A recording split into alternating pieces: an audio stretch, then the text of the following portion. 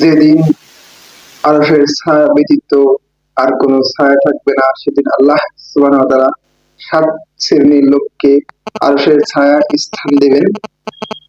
ন্যায়পরায়ণ বাদশাহ, ইবাদতকারী যুবকদের যৌবন বয়সে আল্লাহ তাআলার ইবাদত করে, আল্লাহর জন্য একে অপরকে ভালোবাসে এবং আল্লাহ তাআলার জন্য একত্রিত হয় এবং আল্লাহ তাআলার জন্য পৃথক হয়। আর ওই যুবক যাকে কোনো দুশ্চরিত্রা নারী কুকর্মের দিকে আহ্বান করে এবং সে সেটা ঘৃণা করে প্রত্যাখ্যান করে, ঠিক তদ্রুপ ওই যুবতী তাকে কোনো কুচরিত্রের যুবক তার দিকে আহ্বান করে আর সে তাকে ঘৃণা করে প্রত্যাখ্যান করে। আর যে নির্জনে আল্লাহর জিকির করে, যার চোখ দিয়ে অশ্রু প্রবাহিত হয়, আর গোপন দানকারী, যার ডান হাত কি দান করলো বাম হাত টের পায় না। আর ৭ নম্বর হচ্ছে মসজিদের সাথে যার দিল আটকে থাকে।